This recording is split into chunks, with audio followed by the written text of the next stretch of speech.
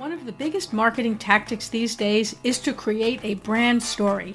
But how do you do that when you're selling basics, commodities, or something you can't even touch or feel like services? I'm Jane Singer, and welcome back to A Seat at the Table.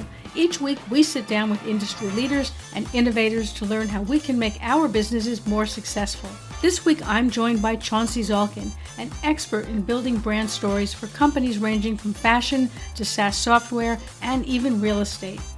When it seems like there isn't a story to be found, Chauncy is able to ask the right questions and uncover that perfect brand story you didn't know existed.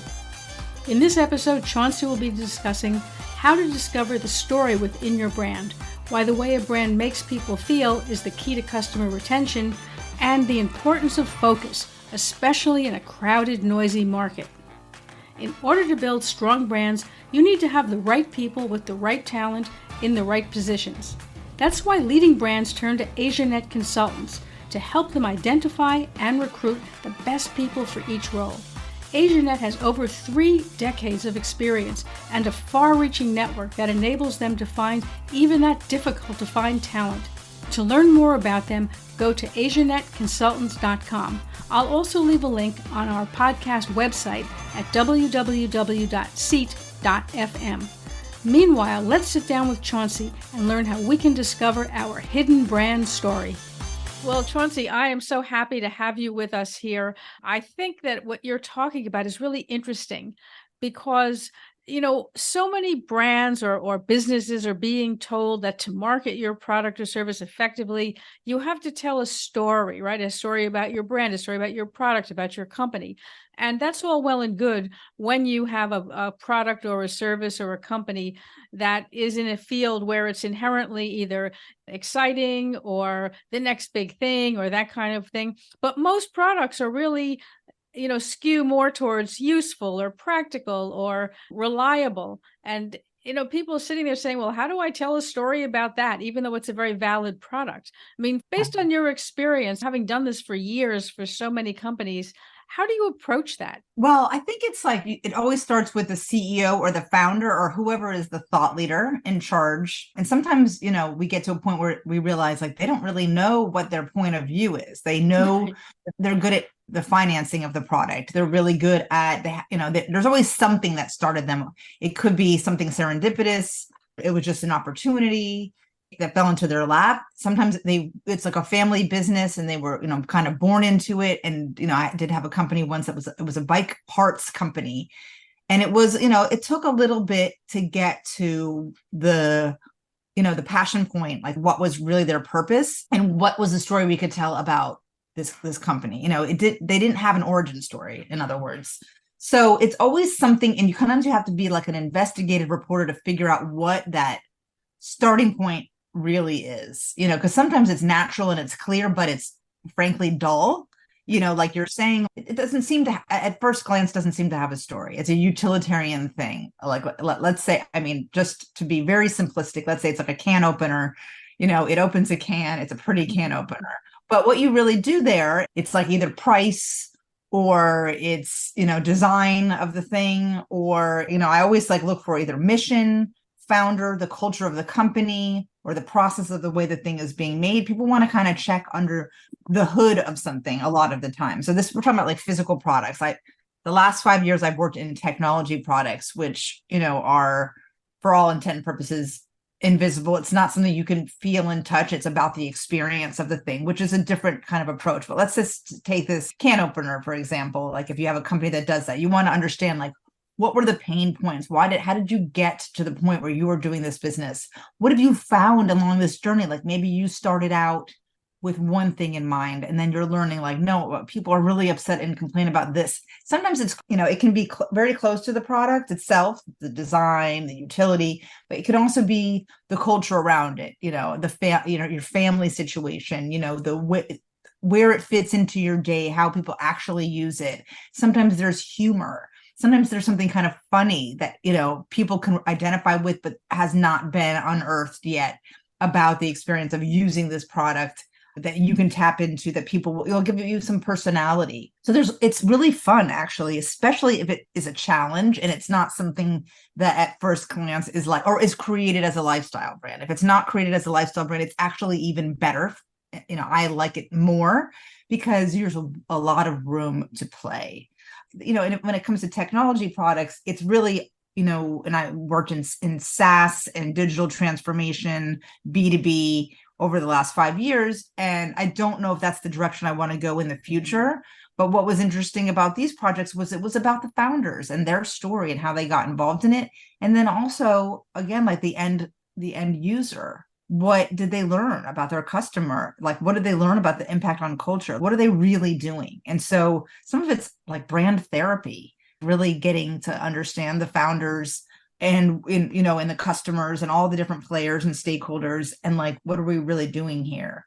And it takes a little bit of soul searching. So yeah, stories can come from everywhere, and you don't have to fake it. There are real stories in every business. I think that's really interesting because, as I'm listening to you explain this, I'm sort of starting to get it a little bit more than I did before because, you look at it and you say to yourself, how do you create a story around most things that don't seem to have that innate story? But I think a lot of what you're saying is you're also talking about that unique selling proposition, right? That USP, that what differentiates this product from many of its competitors in the market. And then how do you craft that into a story? Yeah. And then how do you make the next step is how do you make media out of that? And you Right. always have to have like the return, the ROI. Now, you need to have a performance marketing aspect of it somewhere. You can't just brand for brand. Most companies, they Right. just don't have the runway to not think about the return that they're getting, unfortunately, in our current climate. So you do have to consider that. How much are you going to apportion to building the brand and the trust and the relationship, which is my area, and how much are you going to apportion to immediate results, proof of concept, making sure your investors are happy and feel like there's going to be scalability and traction. And that's an interesting balance because there's lots of pieces of that marketing pie. Yeah, absolutely. Now, just touching on what you brought up, which I think is a really good point, is that, okay, fine, you found your storyline. Now, how do you sort of run with it, right? How do you, based on your experience, how do you parlay that into perhaps media visibility, or how do you, create marketing around that? How do you do more than just say, okay, well, this is our story, so to speak? Yeah, well, it really depends on the company and who they're trying to reach. Like I had a call with a woman yesterday, and we were in very similar businesses, pretty much the same audience, tangentially the same audiences in my last job and her job, which was real estate and property and prop tech, they call it, property technology and fintech. There was like this Right. intersection there, and with that, like you have a very finite audience. It's not B2C. So it's not, a large consumer audience. Obviously, you still need to build personas for every audience and speak directly to a very specific customer profile. But sometimes with these B2B companies or even B2C, it's like a very, like, let's say, cancer products for like, care, taking care of wounds or something at home. Right. I'm very Right. specific. You have a very specific audience. When you have those kind of very specific audiences, the story is very different, and it's more of a customer service lens that you're using to create media. Like you're actually serving them, beyond the product in a customer service capacity. Some other things, it's thought leadership, white papers, or getting them on podcasts, like this, or creating like a YouTube channel, or creating media that's like lends itself to building trust and relationships with your customers and helping them through that content, a content marketing sort of approach. But to take a step back, I usually, because you want to make sure that you're not just out in the wild and running blind, Right. I always start with, and I got this from, I've worked at 3 different agencies, and one of the agencies I've worked at, we worked with brand archetypes, which is super fun.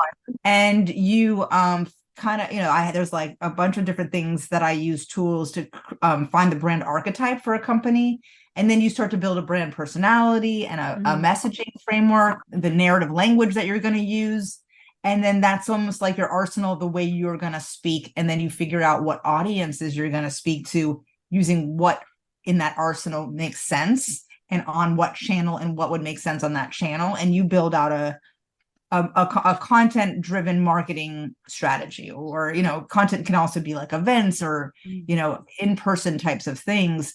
But it's based on like how you want to reach them, where you're reaching them, but you have that brand archetype and that language that you're going to use, and you test things out and you try things. Some things you need to have a little patience for, like a podcast, and other things you need that should, hit right away. And if they don't, you want to pivot. I think that makes a lot of sense. People want to see results right away. And they tend to, I find, oftentimes go for things that will show the fastest results, even though that might not be the best results long term. What have you been seeing on your side with that?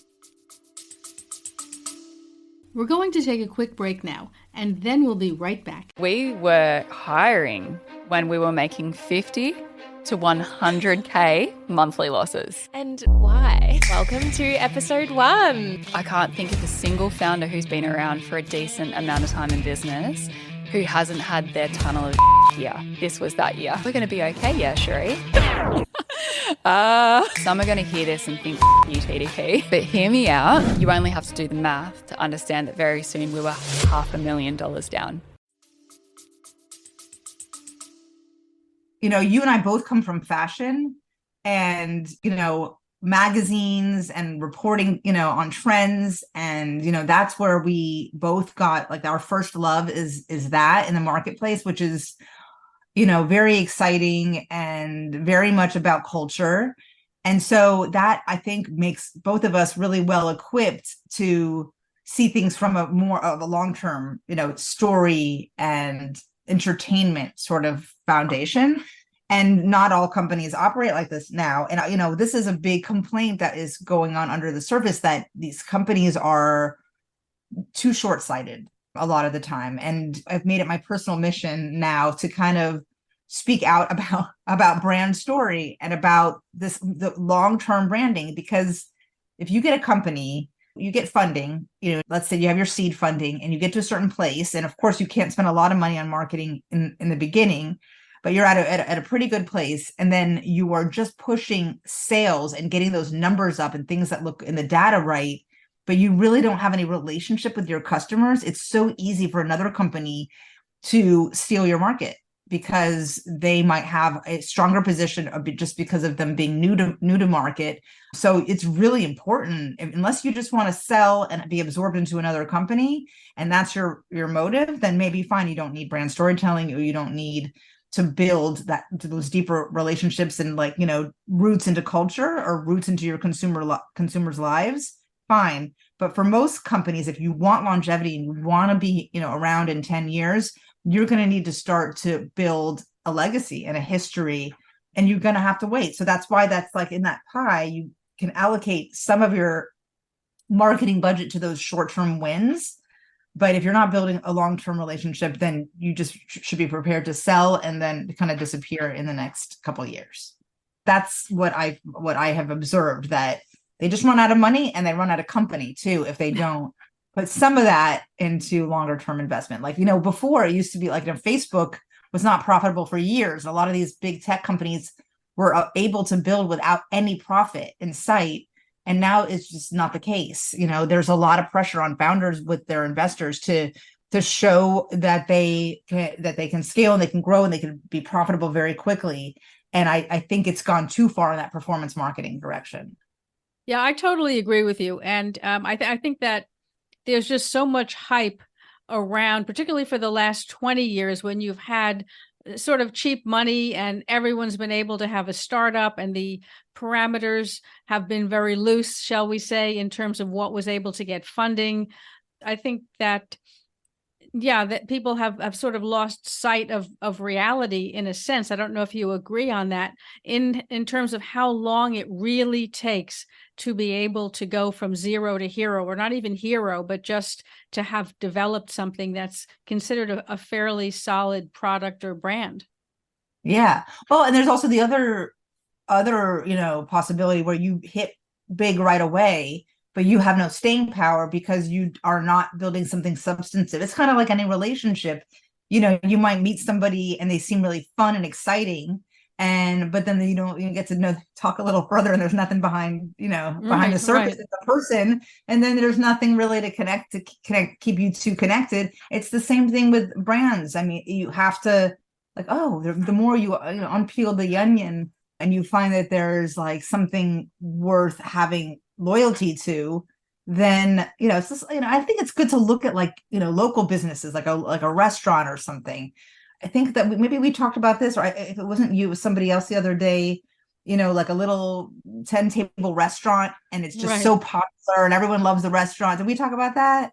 And then they're like, let's expand. And then it just goes downhill, because they grew too fast. Even B2B, I think it's important to like slow down and really good at something with one, finite customer base, and do a really good job there, and then grow a little bit more organically, which is tough. I know the position that founders are in, that pressure, but hopefully, really good VCs will. I'm thinking about, as a startup thing, but I think it works for large corporations too, that are building new products and businesses, or trying to compete with the nimble companies, that you really do have to consider brand. I think that's a lot of that has gone away. Yeah, I totally agree. Like you're saying, the pressure to scale fast has created companies, as you're saying, that are more like a house of cards, because you don't have the foundation under it, and nothing can continue to go forever and ever and ever without hitting a speed bump, or in some cases a brick wall. And how do you come back from that? So you haven't built that resiliency. And like you said, nowadays everybody has a brand, right? Because the brand for many is just a name. It's just a word. It's just a bunch of letters thrown together, and it's like, oh, that's a brand.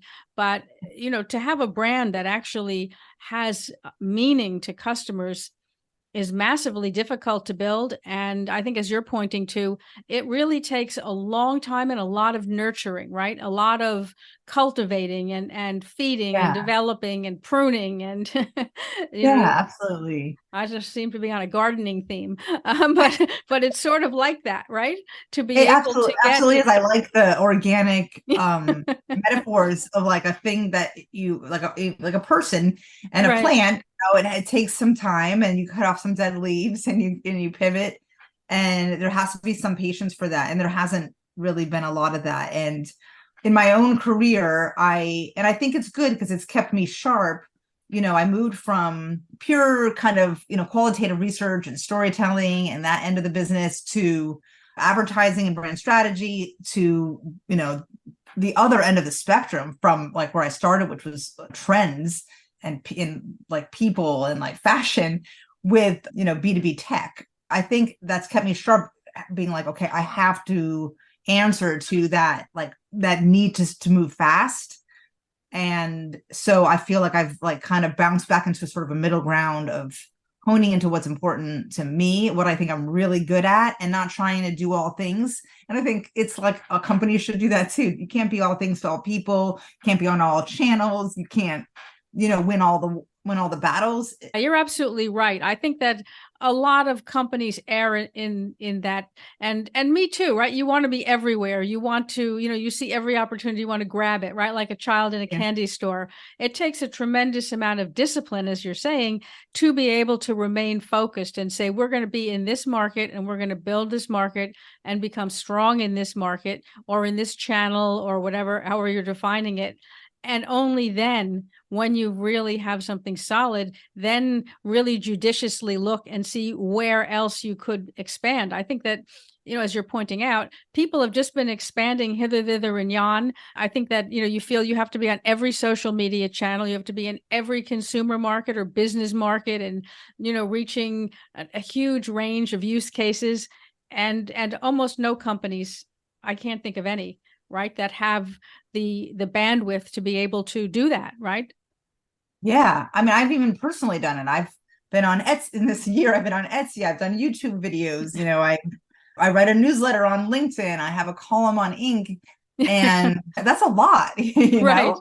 And I'm a writer at the heart of things. So I like to be in different places. But, I got rid of the Etsy store, which I thought was a fun adventure, but I didn't know what I was doing exactly. So, I went back to ink after leaving it for a bit because I was too busy with my actual job. Right. And now, I'm trying to focus on just a small handful of things and that fit my brand or fit what my strengths are. And that's really difficult. Every day I feel pulled in different directions. Like, oh, wait, what's that over there? That person's doing that. Oh, that, and it's like, you have to write it down and look at it and go, no, and stay in your lane, or you're just going to be spinning in circles, which I know I'm guilty of. I did that a lot this summer. I just did a lot of things. And then I go, what do I have here at the end? I it didn't all add up. Right. And it's got to add up. Yeah, that's a really good way to put it. And I mean, there's nothing wrong with having things that you tinker with as hobbies, but like you say, when you're running a brand, you have to have that discipline. And what I've seen, and you might have seen this also, is that over the years, sometimes the brands that actually are the strongest and the most enduring aren't really based on genius. They're based on having that good old-fashioned discipline that whoever was running it just kept on keeping on the same line when everybody else was running hither, thither, and yon. Yeah, you're so right. That's like a big lesson for me too. I have seen companies and individual brands succeed by sustaining. Right, exactly. It's a very good way to frame it. Yeah, exactly right. Just came up with that, but yeah, that's just like they just keep on the course. Yeah, it's funny because in a sense we laud creativity, we laud genius, and we sort of kick to the curb discipline, right? And being able to be consistent, when in the end, that's actually the skill set that gets you across the finish line. And yet people just say, oh no, we're looking for the next genius. Right. And then, it's just like you have to develop and hone your skills and your craft and work on that. And there's a few books that I like the most that really have helped me when I've chased a shiny object. Which might those be? What are some of your favorites? I love Stephen Pressfield. Oh, yes. Yeah, I mean, he's amazing. Like, I have it up here, but I was like looking at Do the Work, but it is the War of Art. Oh, yeah. I was writing a novel, and I read one of his book. I read The War of Art when I was writing the novel in the middle of it, when I was kind of like literally losing the plot, and it really helped me stay focused. And I've read not all of his books maybe, but I've read at least 3 of his books. And I just read this 10x is easier than 2x. Oh, yes, by Benjamin Hardy, right? Yeah, I just read it. Yeah, I think it's a good book because it kind of actually answers some of the questions of the steps, because a lot of these books kind of give you this abstract mindset advice and don't really help you to actualize some of this stuff. And I do find it to be somewhat of a mystery sometimes how individuals can like suddenly just go from like step by step to something much bigger and exponential. And so it's interesting in that regard. Yeah. That exponential. And it is about that consistency and about, like staying focused, is that when you get that big jump. Because I've had those jumps in my career too. I'm sure you have too, where suddenly you're in a different playing field and it's not exactly you can't really trace exactly what you did, but because you were in, swimming in the lane, things like that, it's interesting. Yeah, it's sort of like what they call the compound effect. And I know a few people have written books about that, which is that you don't realize you're making progress, but you're making incremental progress as you continue to keep practicing or executing on a plan or whatever it is you're doing. And you don't really feel you're getting anywhere because each step doesn't seem to get you anywhere. But then over time, you're like, wow, I've actually come pretty far doing that. So it's interesting. It's interesting to see how that works. And it's not easy to be able to stay focused, especially if you're going through hard times and nothing seems to be working. and everyone around you is Yeah. telling you to, give up, quit, get a real job, do something different, whatever, the usual stuff people will throw at you depending upon the situation. It is difficult. I also have another book here that it says "Ignore Everybody" by someone named Hugh McLeod, and Okay. I read it, but I love just looking up and seeing the Right. spine of the book that says "Ignore Everybody," because I think there's a lot of wisdom in that you just have to be super focused. And then so when I work with CEOs and founders, it's also like I'm telling them, like, you every time you go to a networking event or you pitch or you're talking to your investors, you really have to, and to some degree, like, be firm about what you're doing. You're the one steering that ship. Right. Exactly. Yeah, I think that's really good advice, and not always easy to do, but definitely worth reminding yourself of on a regular basis, that at least that's the direction you need to be heading in, the mindset that you need to have in order to cross that finish line. Yeah, because we're like, world building. I make a lot of parallels between, writing fiction and storytelling. I had a brand documentary company and I've written quite a bit of fiction, and I listen to like screenwriting podcasts. I'm really interested in that and how stories are built. And when you're building a brand, you're building a world, just like, Harry Potter or the Marvel franchise, and all the pieces sort of need to go together, and you need to stay focused on what the hero journey is. And there's like a narrative arc. It's similar. There's like ups and downs, and there's, rising action, and there's stakes. And I use a lot of that when I'm working with clients, that, you're building a world. It's not anyone else's world. Right. And you're going to take input, and it's going to change the shape because you're interacting with culture and you're interacting with the environment, but you need to steer in a certain direction, and keep that North Star while you're traveling. Yeah, absolutely. Yeah, I think that probably the most encouraging thing about any of it is, as bad as it gets sometimes, is knowing that your competitors probably aren't going to do that. So if all you do is keep on keeping on, you'll probably win, because everybody else will sooner or later quit and you'll be the last man standing. Yeah. Well, yeah, that's great. That's great advice too. Sort of a mean way to put it, but it happens typically to be true. Yeah. Because we don't value staying power, longevity as much as a culture as we used to, I think. Right. Exactly right. Everybody wants that instant success. And it is difficult not to want that at a time when you can achieve at least the sense of it, when you're talking about things that are online, right? You can put a post on social media and see how many people viewed it or how many people gave it a like. That doesn't mean the people liked it, right? But it doesn't mean almost anything. I say it happens, and then literally it leaves their mind absolutely immediately. There is that thing doesn't, I don't think that social proof means very much at all. I think there's some, this person's doing great, they have so many people liking or what. And I think it has some value, but I don't think it has as much value as people think. I think it's like the quality of the product or service is everything. That's really important.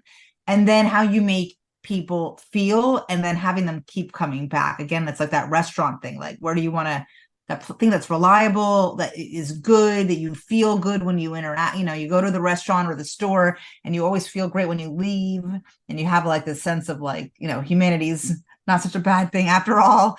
You want to have that in your company, and your employees feeling that way. Of course, it can't be like that all the time, but you want it to create benevolence and a good feeling. And that takes a little bit of time. But, when you're talking about return on investment, when you're talking about making money, it is really tough I think that's when people they diversify. So there's stability in some things rather than putting all your eggs in one basket. You diversify, but you're very strategic about how you do that. Yeah, you're absolutely right. You have to understand when you're diversifying so that you have not everything in one basket. And when you've diversified so much that you're no longer stable because you have no foundation anymore. But I like the fact that you talked about how you make people feel, because I think in some ways we're coming sort of, I don't want to say full circle, but the wheel is starting to turn on that. Because, for example, there's recently been discussion about these self-checkout kiosks that we're seeing more and more of in stores. And realistically, they're there because obviously the machine is theoretically less problematic than trying to hire and train and retain staff. However, it's interesting to see that not only do customers not particularly like that, right? But at the same time, leading people like, for example, Trader Joe's has said, we're never putting those things in, because part of what people like about coming into the store, and this is true because I hear a lot of people tell me that, is that they like going to Trader Joe's because the staff are so friendly and so helpful. Yeah. And it's interesting, right? That I wrote a piece about grocery stores. Oh, did you really? Yeah, and I talked about Trader Joe's. I love the way they ring the bell. Right. It's so like old timey or something. It's an amazing brand. The way people look like they're so happy working there. I know there's a Wegmans that just opened in New York. Oh, gosh. And like it's the best shopping experience. It makes you feel like special and it feels really premium. It gives me a little taste of like, being in Europe, or, I just think it's fantastic. It's family run. Like there's all these things I like about the little train that goes around. I think that you're absolutely right about what's happening in grocery, because I've been noticing that as well, is that there's a retail model, right, that is very, very thin margins, not easy to differentiate per se, because typically the brands in one place are duplicated to some extent as in the brands in other places, not Trader Joe's or Wegmans, who do a lot of house brands. But still, it's groceries, it's basic, it's not usually considered an exciting thing to do. And yet supermarkets have they're just killing it. And you're right about Wegmans. I grew up in New Jersey, and when I went back there, I forget when it was, I was staying with my sister and brother-in-law, and the news came on, and they were literally talking about how Wegmans was opening in Montvale, and they were letting people know that there's going to be a lot of traffic on the streets, in that area, and they were advising people that take a different route. And so I said to my brother-in-law, what's Wegmans, right? I never heard of it. He said, you never heard of Wegmans? And so he said, we have to go. It's a supermarket. I said, it's a supermarket? And people are that excited? Because there were a lot of nice supermarkets in the area at the time. It wasn't exactly in the middle of nowhere. But people were just going nuts over Wegmans. And you're right. I mean, you can't believe the experience in store of how beautiful it is, and how they had all these little, I don't know what you'd call them, vignettes or something set up, right? Well, to show you a table setting with all the different things on it, how you could create this meal. And I mean, the help was in beautiful uniforms. I felt, I need to dress a little better next time I come here. Like how people used to get dressed up to go on airplanes, and now they're like, barefoot and no shirt, no shoes. Yes. I think it's true. And I think it's because people feel very disconnected and want to be connected to the world. And maybe it's sad, but grocery stores are a place where you're like going to see other people and be out in the world. And it's physically, it's aesthetically appealing. And as fashion becomes more of a commodity, I think we look to these other categories to like find that lifestyle, that feel of excitement that fashion used to give us. Wow, that is so true. It's really sad to see how fashion, like you said, has just become commoditized. It's just, it's almost become what household goods used to be, right? And you're right. I mean, you don't have that thrill, that excitement around it any longer the way it used to be.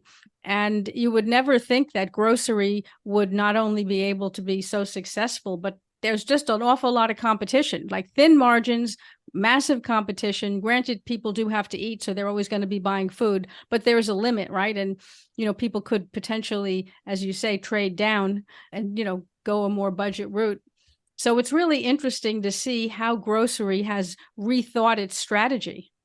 So it's like, it's about access, really. Yeah. And people want to feel connected to people. I think that people, you don't really realize that human interaction that you have when you go into a physical store like that, more and more people don't have in their day-to-day lives, particularly in a work from home kind of an environment. But even before that, right? People like the idea of going into a place and there's like an actual person. That's a really big opportunity, I think, for companies to create an experience that people just love when people are just craving that physical experience.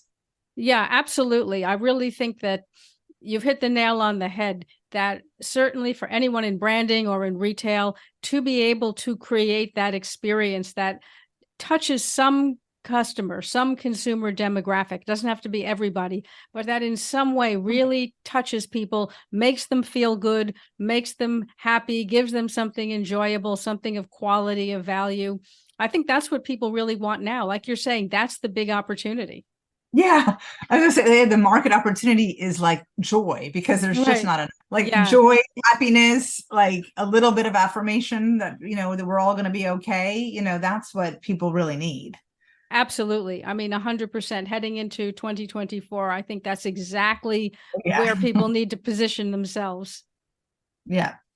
Chauncey, you've shared so many great things, so many insights, inspiration. I know a lot of people would probably love to connect with you. They probably have their own questions to ask. Where can people find you? Yeah. If you go to chaunceyzalkin.com/contact, I have a form, and that is the best way to reach me. Okay. Depending on what somebody wants to connect with me about, I have a pretty strong presence on LinkedIn. Okay. So that's linkedin.com/in-Chauncy Zalkin. I have my Instagram is now like personal, but I have a creative writing Instagram, which is instagram.com/creative girls guide, which is keeping in my theme over years of, girl on the street and what women make. And Creative Girls Guide is kind of like a cheeky site that I sometimes update, is my creative writing. Okay, well, I'm going to put all the links to that in the show notes, and you'll be able to find that over on our website at seat.fm. So you'll have direct access to all of Chauncey's links, and I would encourage you, reach out to her, connect with her. She has a tremendous amount to share. And thank you so much for joining us here on A Seat at the Table. It has been a pleasure to have you on the show. The pleasure is all mine. Thank you so much.